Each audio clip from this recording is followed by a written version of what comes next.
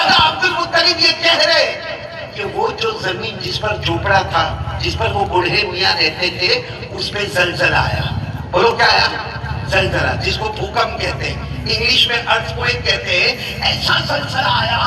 اب زلزلہ آئے تو آدمی کیا کرے گا؟ بھاگے گا. بھائی یہاں ہم لوگ سندر نگر میں بیٹھے ہیں، ماشاءاللہ جلسہ چل رہا ہے.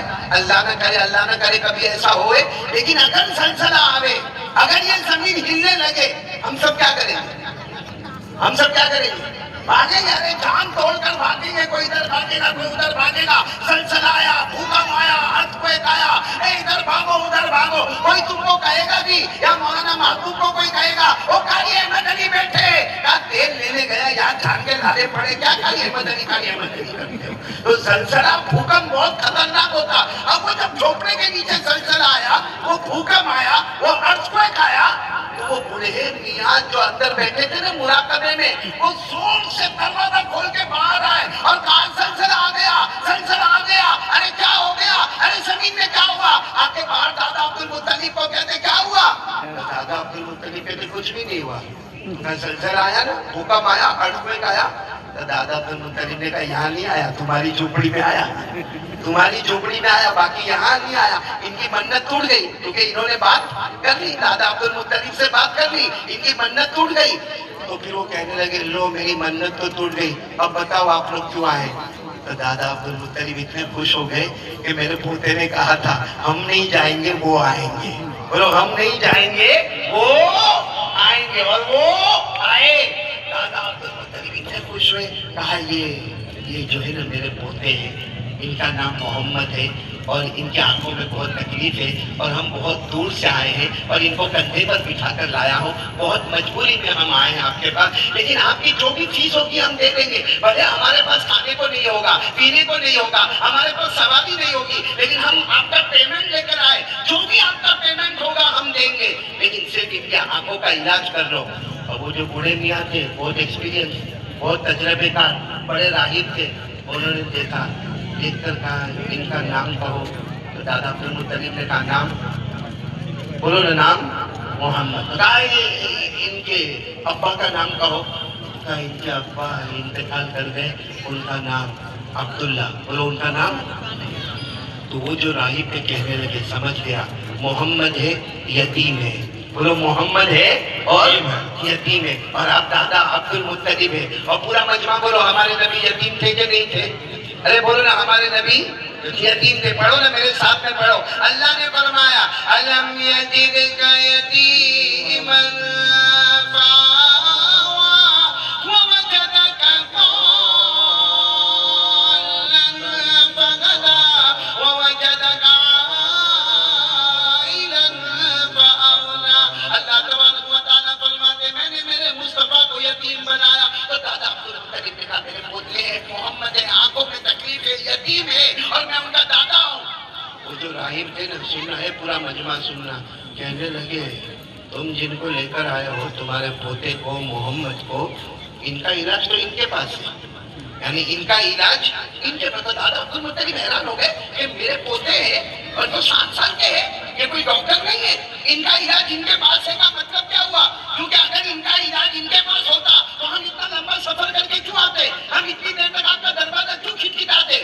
تو راہب نے کہا سنو، یہ بچے کا علاج بچے کے پاس ہے، یعنی محمد کا علاج بولو محمد کے پاس ہے صلی اللہ علیہ وسلم. تو دادا عبد المطلب کہتے میرے کو سمجھ میں نہیں آیا، تم کہتے ہو کہ میرے پوتے کا علاج پوتے کے پاس ہے، تو میں یہاں تک کیوں آتا؟ تو وہ راہب نے کیا کیا؟ کہا محمد آ گیا، ہمارے نبی تھوڑا آگے گئے. بولو ہمارے نبی تھوڑا آگے.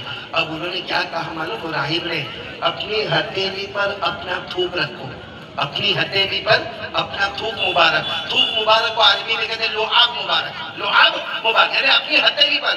تو دادا سمجھے کچھ چیکنگ ہوگی، میں آنکھوں کی جیسے چیکنگ ہوتی ویسے اس زمانے میں کچھ چیکنگ ہوگی. تو دادا عبد المطلب نے اپنے پوتے کو کہا محمد اپنا تھوک مبارک اپنی ہتھیلی پر رکھو. ہمارے نبی نے جیسا اپنا تھوک مبارک ہتھیلی پر رکھا، وہ بوڑھے میں آئے اور اپنا ہاتھ ہمارے نبی کے ہاتھ پر یوں پھیرا اور یوں پھیر کر اپنے چہرے پر ہاتھ مارنا شروع کر دیا. تو دادا عبد المطلب نے فرمایا میں علاج کے لیے آیا ہوں، تم تو میرے پوتے کی ہتھیلی پر تھوک لیتے اور تم اپنے چہرے پر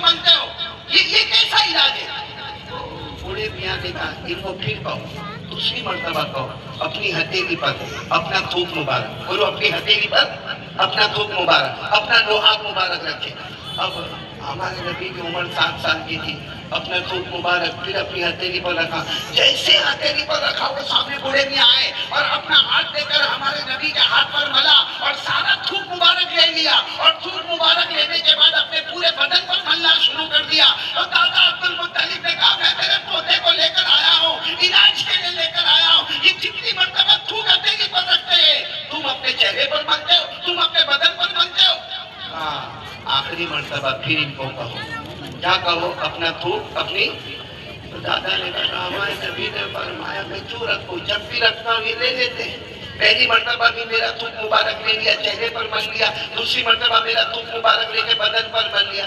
دادا عبد المطلب نے کہا پوتے علاج کے لیے آئے ہیں، رکھو نا اپنی ہتھیلی رکھو، اپنا تھوک مبارک رکھو۔ ہمارے نبی نے اپنی دونوں ہتھیلی پر اپنا تھوک مبارک رکھا۔ وہ بوڑھے میاں نے کیا کہا؟ کہا اب نہیں ملوں گا، میں لوں گا بھی نہیں، بس ان کو کہو ان کی آنکھوں پر مل لے دے، انہی کا تھوک مبارک انہی کے ہاتھوں سے اپنی آنکھوں پر مل لے۔